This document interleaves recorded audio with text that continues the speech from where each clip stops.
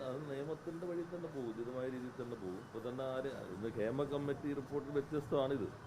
Hema committee റിപ്പോർട്ടിൽ നമ്മുടെ മുമ്പിൽ പേരുകളില്ല, ഇത് പേരുകൾ വന്നിട്ടുണ്ട്. അത് സംബന്ധിച്ച് പരിശോധിച്ച് ഇപ്പോൾ തന്നെ നിങ്ങളുടെ ചാനലിൽ തന്നെ ചില പരാതിക്കാരികൾ ചില അഭിപ്രായം പറയുന്നുണ്ടല്ലോ.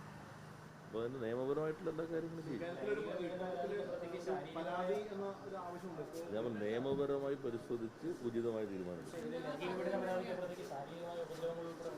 അത് ഞാൻ പറഞ്ഞല്ലോ, നിയമപരമായി പരിശോധിച്ചിട്ട് ഉചിതമായ തീരുമാനമെടുക്കും.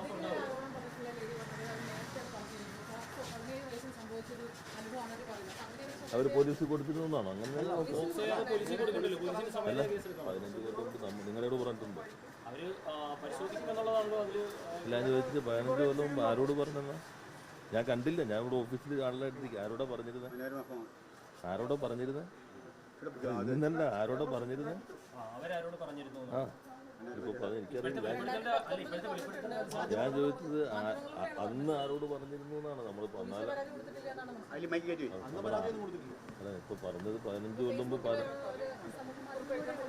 ഇപ്പോ നമ്മുടെ ശ്രദ്ധയിലില്ല.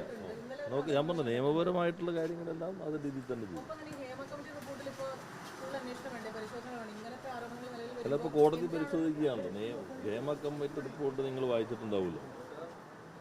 ICC പോലും ആവശ്യമില്ലാന്നാണ് പറയുന്നത്. കാരണം ആളുകൾ അതിനെ സമീപിക്കില്ല. ട്രിബ്യൂണൽ രൂപീകരിക്കണം എന്ന് പറയുന്നത് ക്രിമിനൽ കേസുകളൊന്നും അതിനകത്ത് നോക്കേണ്ടതില്ല. ഇതിൽ തെളിവ് തന്ന ആരുടെയും പേരുകൾ അതിനകത്തോ മറ്റ് വിശദാംശങ്ങളും ഇല്ല. ഇതെല്ലാമാണ് ആ റിപ്പോർട്ടിൻ്റെ ഭാഗം ഇപ്പോൾ പുറത്തു വന്നത്, നമ്മൾ കണ്ട ഭാഗം. ഇപ്പം എന്തായാലും കോടതിയെ പരിശോധിക്കുന്നുണ്ടല്ലോ, നോക്കാം. അല്ല, വാശി നിങ്ങൾക്കല്ലേ, ഞങ്ങൾക്കല്ലോ. അല്ല, കോടതി പരിശോധിച്ചുകൊണ്ടിരിക്കുകയാണല്ലോ. ആ ഉചിതമായ തീരുമാനം എടുക്കും എന്നുള്ളത് സർക്കാർ. ഇപ്പോൾ ഇന്ത്യയിൽ എവിടെയെങ്കിലും ഇങ്ങനൊരു സംവിധാനം രൂപീകരിക്കുകയും അതിനനുസരിച്ച് നടപടികൾ സ്വീകരിച്ചിട്ടുണ്ടോ?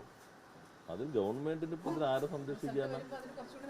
ഞാൻ പറഞ്ഞ ഗവൺമെന്റിന് ഇപ്പോൾ ഇതിൽ ആരെയും സംരക്ഷിക്കേണ്ട കാര്യം ഗവൺമെന്റിനില്ലല്ലോ. ഇപ്പം അമ്മ സംഘടന അല്ലെങ്കിൽ AMMA അതിൻ്റെ ഭാരവാഹികളൊക്കെ ഏത് പാർട്ടിയിലാണ് ചേർന്നേക്കണേ? ഞങ്ങൾക്ക് എന്തിനാ ആരെങ്കിലും സംരക്ഷിക്കേണ്ട ആവശ്യം? എന്നാൽ ഗവൺമെന്റ് എന്ന നിലയിൽ പരിശോധിച്ച് നിയമപരമായി ചെയ്യേണ്ട എല്ലാ കാര്യങ്ങളും ഉചിതമായി തന്നെ ചെയ്യും.